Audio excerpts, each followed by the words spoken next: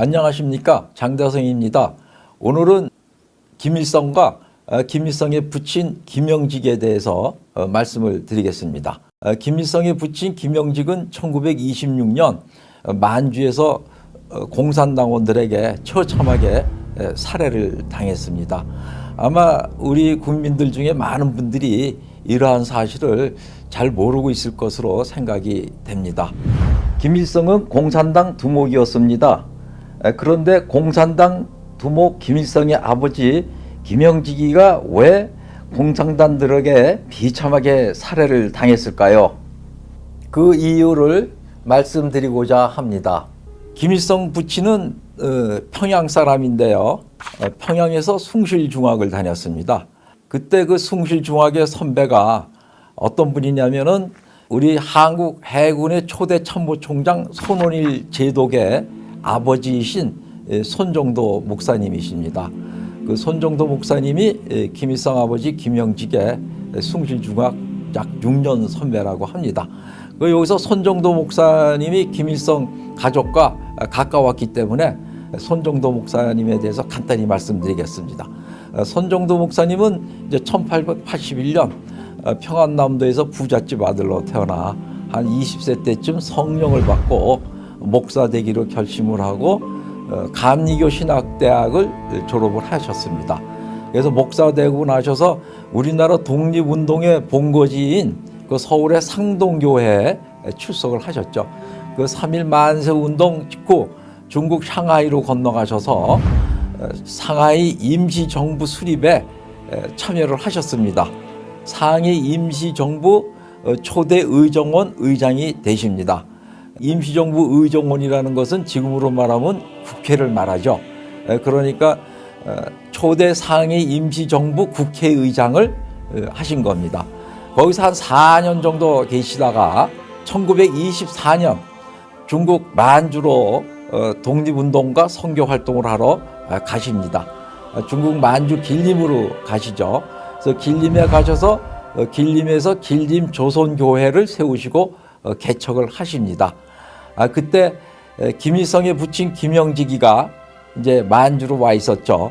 김영직이는 그 가족들에게 이렇게 얘기를 합니다. 어려운 일이 생기면 손정도 목사에게 도움을 요청하라고. 그러니까 김영직의 아들 김일성은 그 손정도 목사님이 개척하시고 시무하시는 길림 조선교회에 출석을 하고 거기 소년 성가대 대장을 합니다. 김일성은 어려서 어머니 따라서 주일학교 다니고 중학생 때는 만주에 와서 손정도 목사님이 시무하시는 길림 조선교회를 다니게 되죠. 김일성 그 가계 특히 외가에 대해서 말씀드리겠습니다. 김일성 외조부는 강도룩 장로입니다.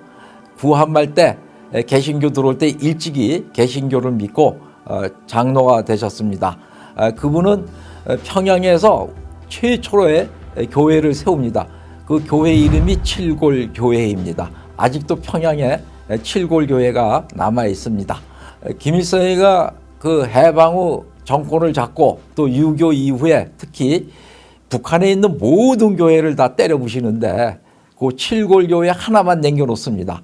그건 자기 외할아버지가 세운 교회라고 기념으로 남겨놓은 것이죠. 김일성의 어머니 이름은 어려서의 이름은 강신실이고 나이가 들어서의 이름은 강반석입니다. 김일성 외할아버지가 어려서 신실한 믿음을 갖고 살으라고 강신실이라고 이름을 지어줬고 나이가 들어서는 베드로와 같이 살으라고 그 반석이라는 이름을 지어줘서 강반석이었습니다. 김일성 외할아버지의 사촌 동생은 강양욱 목사입니다. 강양욱 목사는 숭실중학을 나오고 조선 예수의 장로회 신학교를 졸업한 신학자입니다. 그는 일본 중앙대학교도 졸업한 아주 인텔리 목사였죠. 자기 사촌형이 만든 칠골교회에 담임 목사도 하였습니다. 그리고 해방이 되고 나서는 김일성에게 딱 붙어가지고 그 김일성의 방향대로의 북한의 기독교를 리드를 했죠. 그래서 북한의 국가 부주석까지 합니다. 북한의 주체 사상을 만드는 데 들어가서 성경의 많은 내용을 북한 주체 사상에 집어넣습니다. 김일성 부친 김영직과 김일성 어머니 강반석은 미국인 선교사가 소개를 해주어서 결혼을 합니다. 김일성은 7살 때 자기 아버지 김영직이가 만주로 이주를 합니다. 그래서 그때 만주로 가서 김일성 아버지 김영직은 무면허 한의사를 해서 돈을 법니다. 그때 당시 무면허 한의사가 뭐 많았다고 해요. 근데 김일성 아버지는 독실한 개신교 신자이고 또 반공주의자이고 자본주의자입니다. 그는 공산주의자들을 굉장히 싫어했습니다. 그래서 심지어는 공산주의자들에게는 약도 안 팔았다고 합니다. 그래서 공산주의자들이 김일성 아버지를 1926년, 그러니까 김일성이가 14살 때 처참하게 살해를 합니다. 손정도 목사와 김일성의 관계는요, 간단히 말씀드리면 김일성이가 그 길림에서 육문중학을 다닐 때 중국 학생들과 공산주의 서클을 만들어 공산주의 활동을 합니다. 그 공산주의 활동을 하다가 중국 우파 군벌에게 잡혀갑니다. 그때 중국 우파 군벌은 이 좌익계통, 사회주의계통 무조건 죽이죠. 김일성이가 죽기 일보 직전인데 손정도 목사님이 중국 우파 군벌과 좀 친분이 있어서 손정도 목사님이 찾아가서 김일성을 빼내옵니다. 김일성의 생명의 은인이었죠. 김일성은 이렇게 그 외갓집이 그 교회를 세울 정도로 독실한 개신교 신자집이고 어머니의 이름이 강반석일 정도로 독실한 신자였죠. 그래서 어머니가 어려서 매일 주일학교 데리고 다녔죠. 아버지도 그 장로교 집사였습니다. 또 더군다나 김일성은 손정도 목사님이 생명도 구해줬잖아요. 그리고 김일성은 아버지가 공산당에게 살해를 당했음에도 불구하고 공산주의에 왜 심취를 했냐면요. 김일성은 소년 시절부터 권력에 눈이 떴습니다. 공산주의 책을 읽으면서 공산주의가 독재 권력을 잡는 데는 가장 이용할 것이 많다, 이렇게 깨달은 거죠. 어떻게 독재 권력을 잡을 수 있나, 이 방향에서만 연구하고 몰두를 했다고 합니다. 나중에 주체 사상을 만들 때 공산주의 독재 이론만 들어간 게 아니라 그 주체 사상에는 공자님 말씀도 들어가고 성경 말씀도 들어가고 지구상에서 독재 권력을 잡을 수 있는 방법이란 방법은 다 총동원해 가지고 만든 게 바로 북한의 주체 사상이죠. 김일성 우상 숭배 사상입니다. 이렇게 김일성은 권력의 눈이 어두워져서 반공주의자로 공산당에게 비참하게 살해를 당한 자기 아버지 김영직을 열렬한 공산주의자로 둔갑을 시켰습니다. 김일성은 북한 권력을 잡는 데만 만족하지 않고 남한까지 적화 통일을 해서 완전히 자기 손아귀에 넣으려고 6.25 전쟁을 일으켰죠. 김일성은 6.25 전쟁 전에도 북한에서 개신교 신자들, 개신교 목사님들, 유력한 자본가들, 인텔리계층, 유산자 계급들을 마구잡이로 죽였습니다.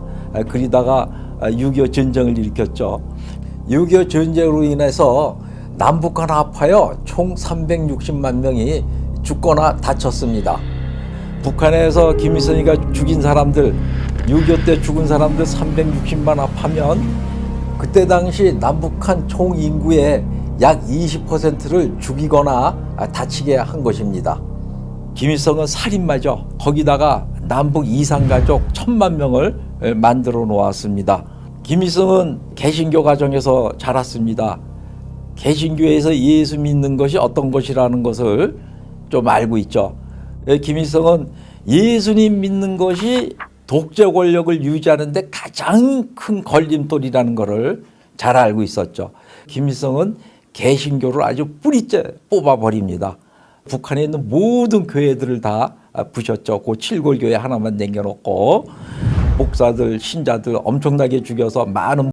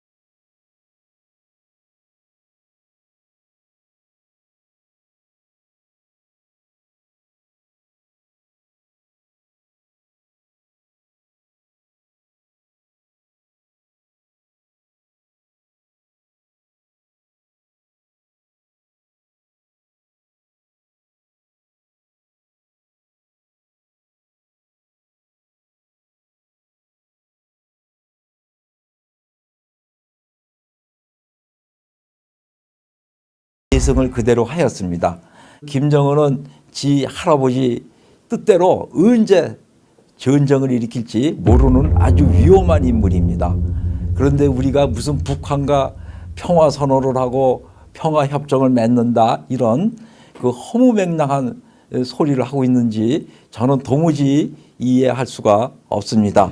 김정은은 오로지 전쟁만을 위해서 지금 모든 국가 권력을 집중 투자해서 지금 북한 국민들은 헐벗고 굶주리고 엄청난 탄압 밑에서 신음을 하고 있습니다. 우리는 이러한 불쌍한 북한 동포들을 빨리 구해내야 됩니다. 이 불쌍한 북한 동포들을 구해내는 유일한 방법은 우리가 경제력을 계속 증대시키고 국방력을 강화해서 정말 세계 최고의 구국강병의 나라로 만들어야 됩니다. 지금 자라나는 세대들에게 북한 공산주의 독자가 어떤 것인지 교육을 시켜야 되고, 특히 그 김일성, 김정일, 김정은이 이 3대에 걸쳐서 내려오는 이 독재 권력에 대해서 교육을 시켜야 됩니다. 그 3대에 걸친 그 독재 권력이 얼마나 잔인하고 많은 사람들을 죽이고 그 북한 사람들을 헐벗고 굶주리게 하는지 아주 낱낱이 교육을 시켜서 해야 되겠습니다. 마지막으로 이 개신교 그리고 카톨릭 등 이 기독교 신자들은 정말 하나님께 불쌍한 북한 동포들을 구해달라고 매일 간절하게 기도를 해야 된다고 생각을 합니다. 저도 개신교 신자로서 저희 안사람과 매일 북한 동포들을 위해서 기도를 하고 있습니다.